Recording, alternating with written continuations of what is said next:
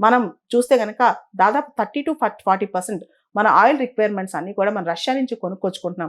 ఇదంతా కూడా Russia, India silver Jubilee సందర్భంగా ఒక్కసారి గుర్తు తెచ్చుకుంటున్నాం అనమాట. దాంతో పాటు రష్యన్ రిలేషన్‌షిప్‌లో మనకి ఇంపార్టెంట్ న్యూక్లియర్ పవర్ ప్లాంట్స్ కావచ్చు, కుడంకులం లాంటి పవర్ ప్లాంట్స్ కావచ్చు, స్టీల్ ప్లాంట్స్ కావచ్చు, ఇంతకు ముందు వరకు కూడా చూస్తే స్టీల్ ప్లాంట్స్ కావచ్చు, ఇవన్నీ పూర్తి స్థాయిలో మనకి రష్యా అనేది మనకు అంత సపోర్ట్ చేస్తుందని కూడా చెప్పొచ్చనమాట. కాబట్టి ఇండియా, రష్యా ఫ్రెండ్‌షిప్‌లో ఇది ఒక కొత్త శకం అనుకోవాలి. సిల్వర్ జూబ్లీ మాత్రమే కాదు, మనం ఇంకొక 30 సంవత్సరాలు కూడా ఇంతే స్ట్రాంగ్‌గా ఉంటామని కూడా చెప్పొచ్చు. దాదాపు వాణిజ్యం కూడా ఇప్పుడు డైవర్సిఫై చేసుకోవడానికి ట్రై చేస్తున్నాం కాబట్టి ఈ సంబంధాలు కూడా మెరుగుపడతాయన్నమాట. ట్రేడ్ రూట్స్ కూడా బెటర్ ట్రేడ్ రూట్స్ కోసం ట్రై చేస్తున్నాము. బెటర్ పేమెంట్ సిస్టమ్స్ కోసం ట్రై చేస్తున్నాం అనమాట మనం. మీకు తెలుసు కదా, అమెరికా ఆంక్షల వల్ల రష్యా స్విఫ్ట్ లోంచి కూడా బయటకు వచ్చేసింది. ఈ టైంలో కూడా ఇండియా, రష్యా ట్రేడ్‌లో ఎటువంటి జంకు లేదనమాట. ఇదంతా కూడా అద్భుతంగా జరుగుతుందని కూడా మనం చెప్పొచ్చు.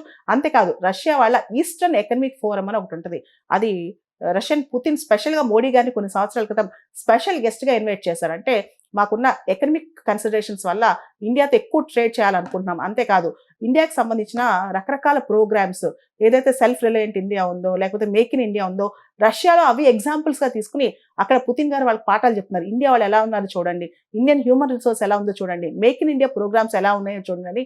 ప్రత్యేకంగా పుతిన్ మనల్ని ఎగ్జాంపుల్‌గా చూపిస్తున్నారనమాట. దాంతోపాటు పుతిన్ అంతటి నాయకుడు, అంటే ఆయన చూస్తే ప్రపంచంలో వన్ ఆఫ్ ద టాప్ అనమాట. అలాంటి నాయకుడు భారతదేశానికి స్వయంగా రావడం అనేది విశేషం అనే చెప్పుకోవాలి. ఈ సిల్వర్ జూబ్లీ సెలబ్రేషన్స్ అనేవి మనకి విశేషమేనండి.